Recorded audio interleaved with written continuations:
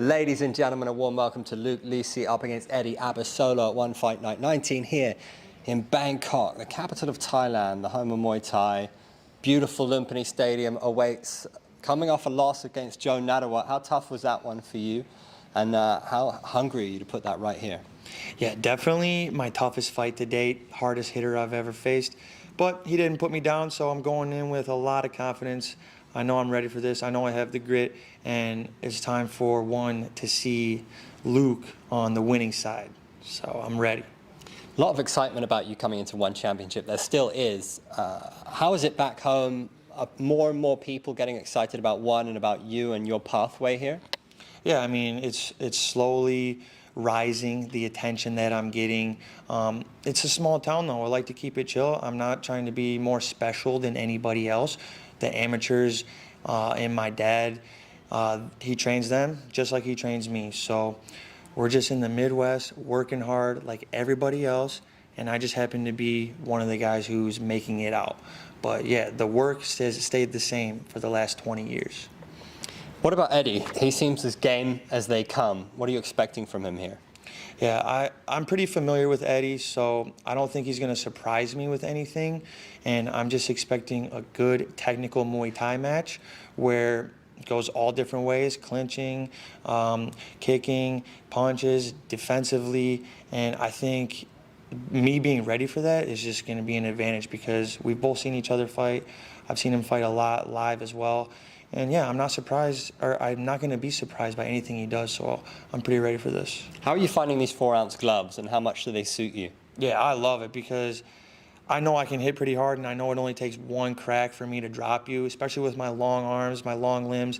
I like to think of myself a little bit like Tommy Hearns-ish with the way I can throw my punches, and I love punching with small gloves. I mean, it's so exciting. And then to get more casual fans with the small gloves, it's also good too because they have a little more respect for the Muay Thai without the tradition, which sucks, but it's always good to get noticed. So the small gloves help all around. What does it do for you fighting in Lumpini? This is the mecca of Muay Thai. Have you got your feet under the table now, having had that Nattawut fight? Yeah, last time, obviously, there was a whole bunch of nerves. I'm like, this is the Madison Square Garden of Muay Thai, and I'm finally getting my shot. I get to be here. Not only that, I'm fighting a number 4 ranked guy, someone who I've watched growing up. Now, having all that under my belt, of course it's going to be less nervous this time. And I'm fighting another American who I've seen come up in the ranks and I've been watching. So the nerves are always going to be there, but it's a lot less this time, and everything's going to be a little bit more manageable, and we're just going to keep rising in the ranks, and it's going to get easier and easier. Every time you get into the fight, you're going to be nervous, but all this stuff leading up is getting a little bit easier, which is good. You're in a division full of killers. Have you made a pathway for yourself? Have you mapped out how to get to where you want to be, which I assume is fighting Tawanchai for the world title? Yeah. Of course, I've watched all of these guys fight. I know like the top 4 guys are all Thai champions, and then I'm the American sitting at number 5. So it's not really a mapped out plan. It's just all of those guys are on the hit list. And whoever the fans want to see me fight, that's what I want to do. I want to give great performances, and I want to, just like my last fight, I want to be electrifying. I want to make the fans feel something, like from this American, from a small town. I just want to be inspiring like that. And of course, I think doing that, having amazing performances, is going to lead my way to the title. I think it'll all work itself out like that. Is it difficult not to, as a student of the sport, not to put the champion on a pedestal? I mean, for me, he's in his early 20s and he's already one of the greats, I think. How good is he, the Tawanchai? It's definitely hard not to put him on a pedestal, but also that's because the only things you really see are the highlights. You only see the knockouts, the hard work, the good work that he's doing.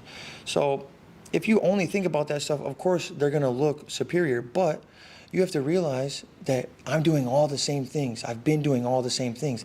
I just haven't got my chance yet. I've always thought I just needed that one chance, and I'll be able to break through. And yeah, I mean, all respect to Tawanchai. All of the guys in my division, I know, like, my division is absolute killers. So I feel honored to be in a division with not only an amazing champion in Tawanchai, but 4 amazing Thai champions ahead of me in the ranks. And then just 155, I think everybody's game in this division. Any pressure on you to make a statement here? Do you feel that every time you go out? Yeah, of course, I put the pressure on myself because I want to have perfect performances. But I think with my last fight, the fans, they already kind of like me because I give my passion, my authentic fighting style, and I showed my heart in the last fight.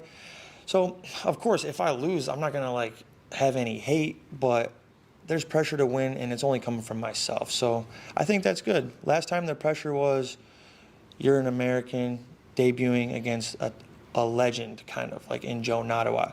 So there was a lot of pressure. Everyone's like, what are you going to do? Are you going to succeed? But this time, I think it's just everything's a little bit easier this time overall, just all of it. We'll finish with the perfect striker. So out of everyone in one championship, who would you pick for punches? Who would I pick for punches? I might have to pick Joe. He's freaking powerful. Yeah, Jo Nattawut. Smoking. And what about elbows?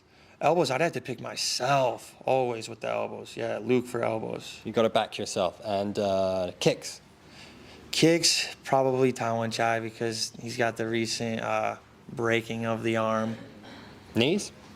Knees, I'd have to say myself again. I got some nice long legs, some pointy little knees. Chin?